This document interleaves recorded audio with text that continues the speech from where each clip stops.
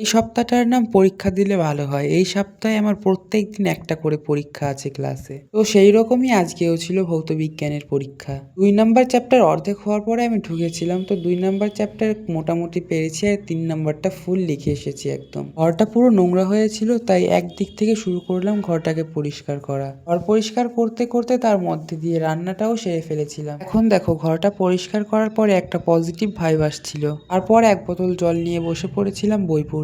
ব্যাকগ্রাউন্ডের নয়েজটা ইগনোর করে এখান দিয়ে পুরা গাড়ি চলাচল করে। আমার বন্ধু এসেছিল আমার রুমে তাই আমি আরও চলে গিয়েছিলাম বিকালে পড়তে। এদিকে দেখো আমাদের স্যার ঈদের ট্রিট হিসাবে আমাদের আজকে এগরোল খাওয়াবে। আমরা ব্যাচে মোট ১২ জন ছিলাম তো ১২টা এগরোল নিয়ে চলে এসেছি। পার এগরোল ৫০ টাকা করে, তো স্যারের আজকে ৬০০ টাকা চুনা লেগে গেল।